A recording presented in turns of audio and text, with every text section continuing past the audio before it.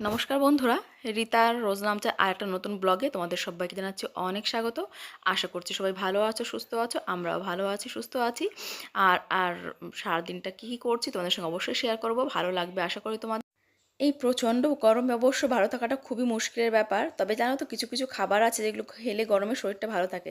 তো তার মধ্যে দেখছো নিম পাতা কিন্তু অন্যতম, লাউ, এগুলো কিন্তু শরীর ভালো রাখতে সত্যিই খুব উপকারী। এই গরমে যদি আমরা সকালে একটু তেতো জাতীয় খাবার, টক দুপুরবেলাটা যদি খাই, তাহলে কিন্তু শরীরটা সত্যি ভীষণ ঠান্ডা থাকবে। আর আমাদের শরীরের রোগ প্রতিরোধ ক্ষমতাটাও কিন্তু একদম সত্যি খুবই ভালো থাকবে। শরীরটা এই প্রচণ্ড গরমে কিন্তু অতটাও নাজেহাল হবে না।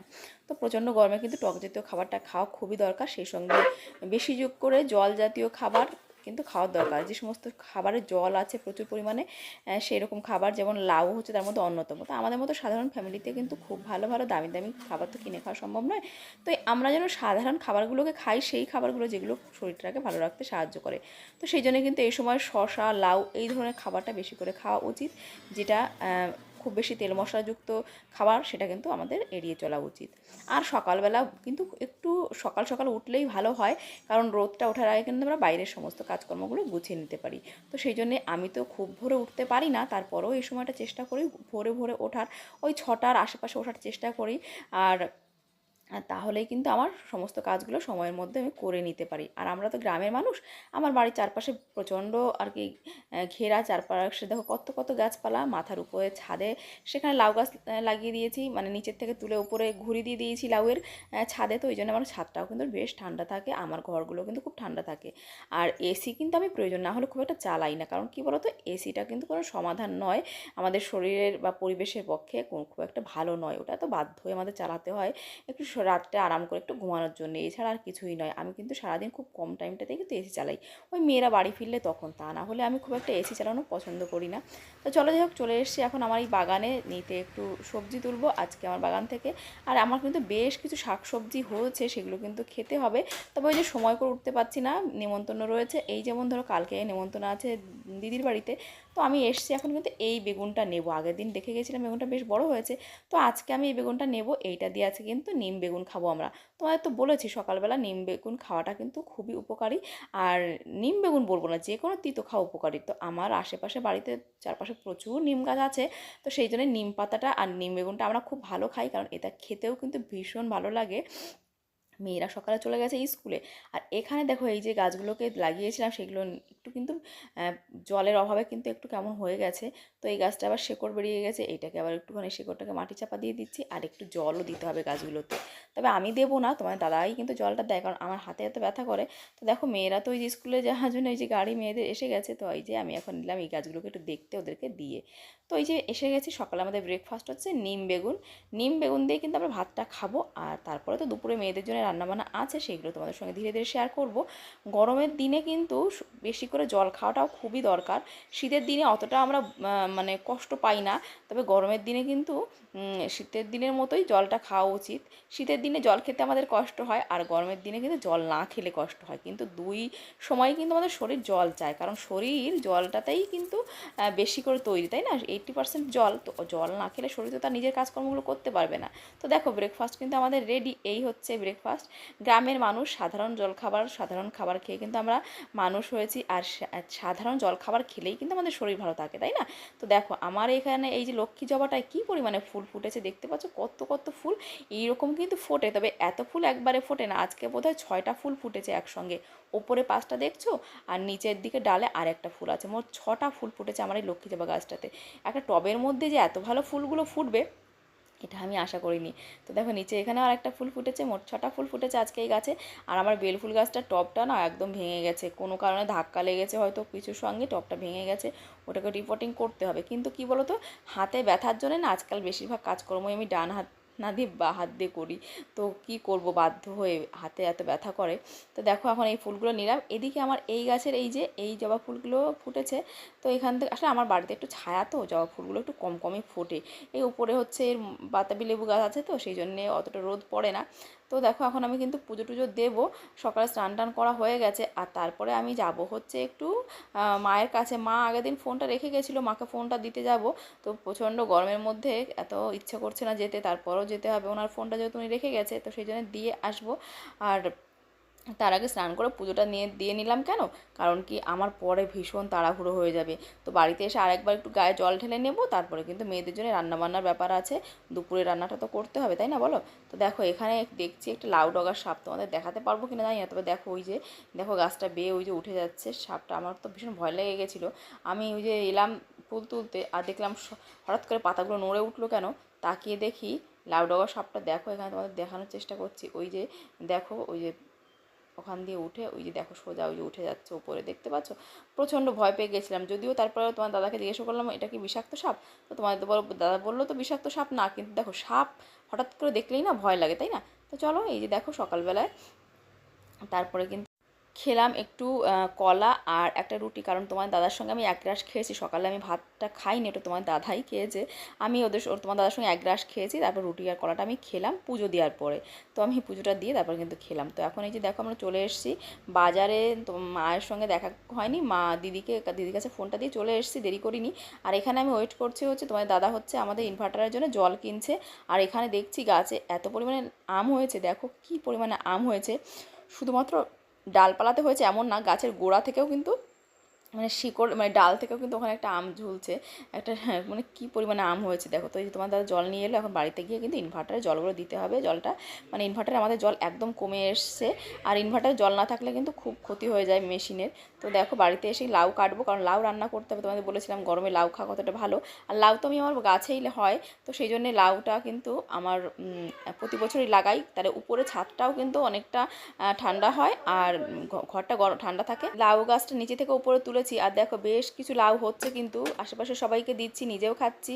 আর এখানে দেখো দুপুরে ওই যে লাউ রান্না করেছি, পাবদা মাছ করেছি একদম হালকা করে জিরে আর হচ্ছে কাঁচা লঙ্কা আর কালো জিরে ফোড়ন দিয়ে, আর একদম পাতলা করে রান্না করেছি। আর মেয়েদের জন্য লাউয়ের খোসা ভেজেছি।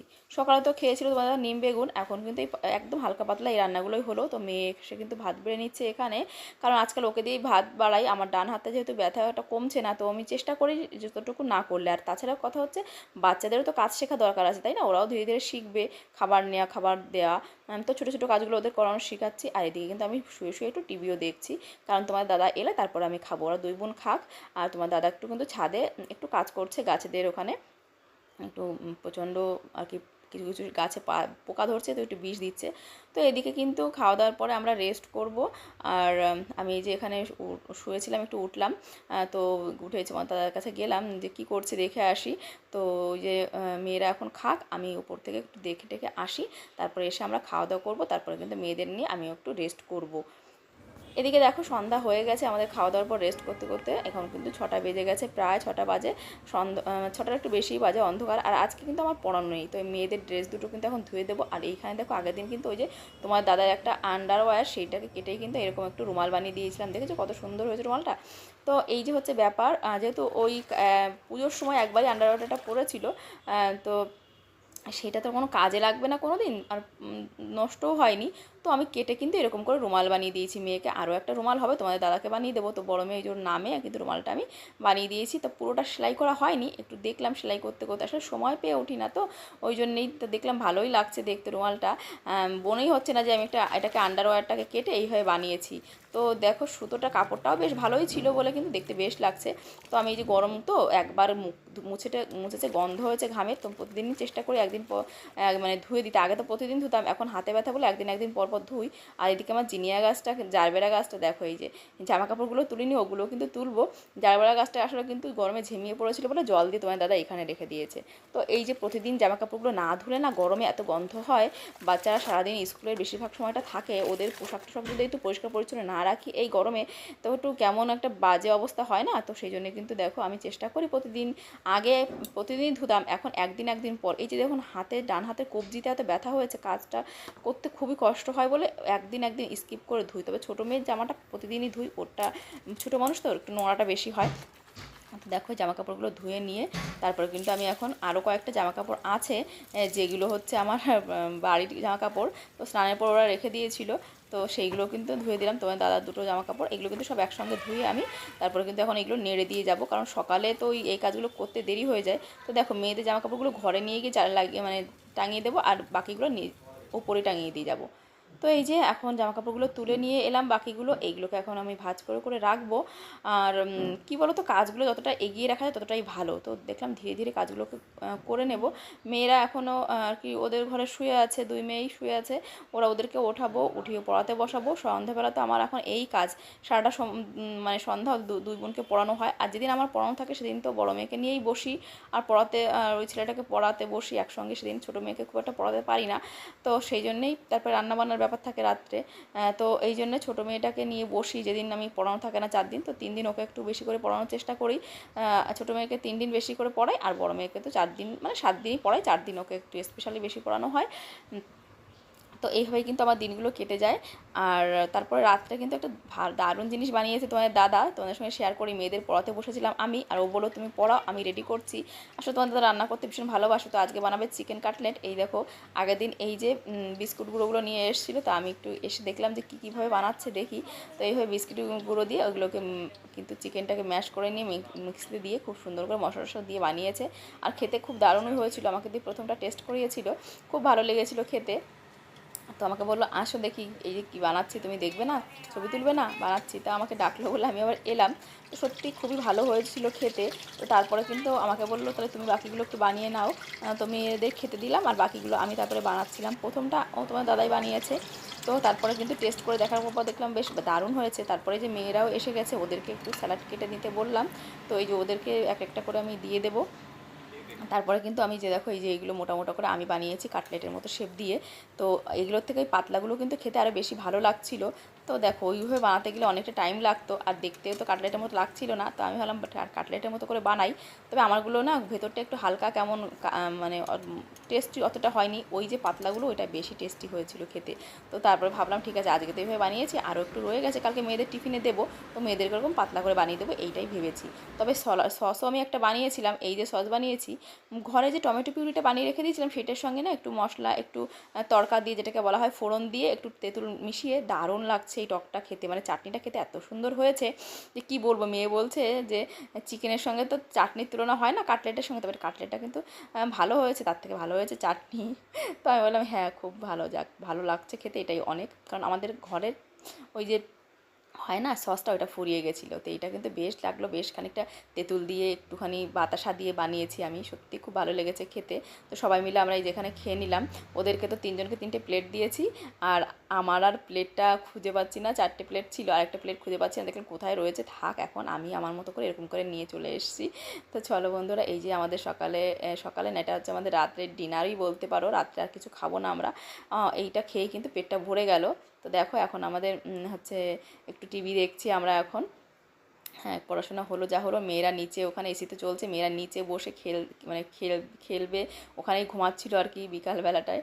তো ওই ঘরে ঘুমাচ্ছিল না, আসলে এই ঘরে ঘুমাচ্ছিল, আমারই খেয়াল ছিল না। এসি চালিয়ে দিয়েছিলাম, আমি উপরে শুয়েছিলাম, ওরা বললো মা আমরা নিচে খেলতে খেলতে ঘুমাবো, তো ঘুমিয়ে গেছিলো। তো চলো রাত্রে রান্নাবান্না তো আর করলাম না, সমস্ত কিছু ধুয়ে টুয়ে যে পরিষ্কার করে রেখে দিলাম, সকালবেলা আমার কাজ করতে অনেক সুবিধা হবে, যেহেতু মেয়েদের স্কুল আছে। ঘুম থেকে উঠেই কিন্তু টিফিনটা বানিয়ে নেবো। তো ভিডিওটা ভালো লাগলে অবশ্যই লাইক কমেন্ট শেয়ার করো। আজকের মতো এখানে টাটা করছি।